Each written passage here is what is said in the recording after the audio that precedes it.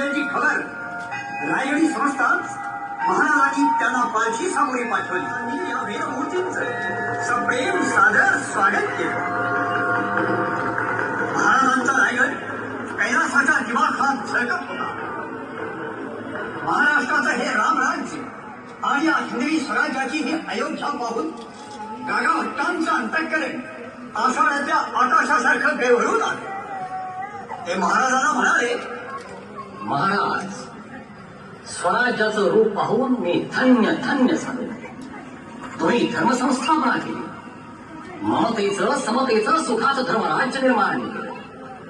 भविष्य पुराण उशाशी घेऊन गाढ झोपलेल्या या बेसावत लोकांना जागं केलं.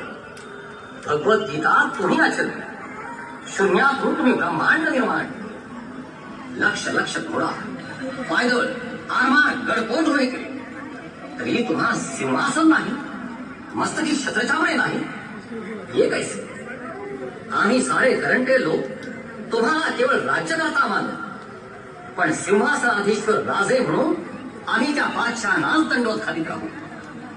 सुवर्ण सिंहासनावर राज्याभिषेक झाल्याशिवाय जगही तुम्हाला राजा म्हणून मान्यता देणार नाही. म्हणून हा राज्यसंस्कार तुम्हाला झालाच पाहिजे. पण गुरुजी, सिंहासनावर राजा म्हणून बसण्यासाठी मी हे सारं केलेलंच नाही. हे राज्य जगदीश्वराचं आहे, तुळजा भवानीचं आहे, हे साऱ्या प्रजाजनांचं राज्य आहे. इदं न मम.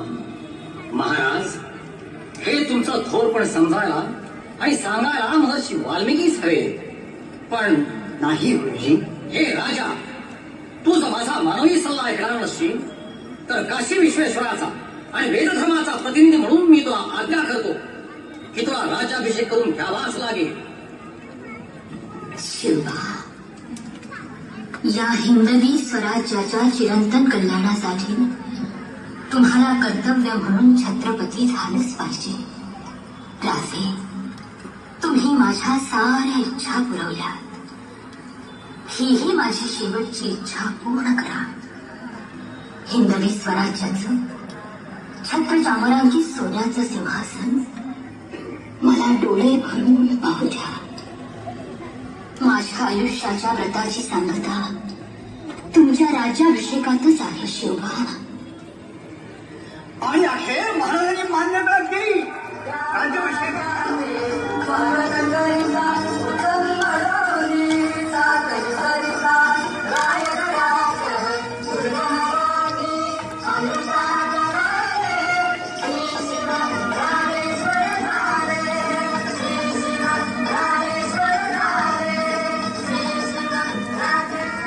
राजमाता जिजाऊ साहेब, शिवाजी राजांची आई होणं सोपं नव्हतं बरं. हे राजमाता पण एकदा शिवाजी राजाला जन्म देऊन संपत नव्हतं, साजरं होत नव्हतं. आयुष्यभर शिवाजी राजा मृत्यूशी लपंडाव खेळत होता. प्रत्येक संकटातून सुटताना राजाचा पुनर्जन्मच होत होता आणि त्या प्रत्येक पुनर्जन्माच्या भयंकर प्रसूती वेदना सहन कराव्या लागत होत्या. जिजाऊ साहेबांना न कळता न वळता भाऊसाहेबांना वंदन करण्यासाठी महाराज, महाराणी साहेब आणि युवराज आले. त्यांनी शिवबाला लहानपणी मातीचे डोंगर किल्ले म्हणून खेळायला पडून दिले. आता त्या मातीच्या ढिगांचा रायगड झाला होता. भाऊसाहेबांच्या मांडीचं आज रत्नजडीत सिंहासन झालं होतं.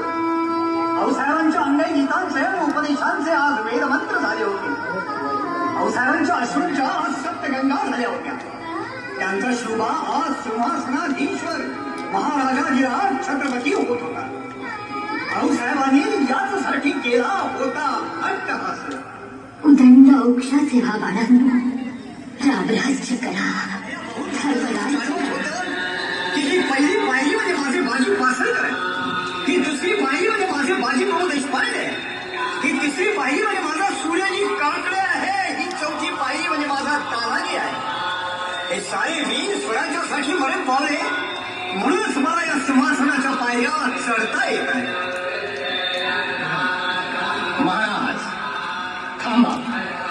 तुम्ही आता या स्वराज्याचे भूपती होणार आहात. धर्मशास्त्राच्या आणि वेदांच्या आज्ञेप्रमाणे तुम्ही प्रतिज्ञा घ्या. म्हणा, ही पृथ्वी माझी पत्नी असून ही प्रजा माझी अपत्य आहे. मी त्यांचं राजा या नात्यानं अत्यंत मायेनं पालन पोषण आणि संरक्षण करीन. जर मी माझ्या कर्तव्यात चुकलो तर स्वतःहून सिंहासनावरून खाली उतरीन. जर माझं दुर्लक्ष झालं तर माझा राजपुरोहित माझ्या मस्तकावर धर्मदंडानं प्रहार करीन आणि मी धर्माज्ञा म्हणून सिंहासनावरून उतरीन आणि राज्य त्याग करून निघून जाईन.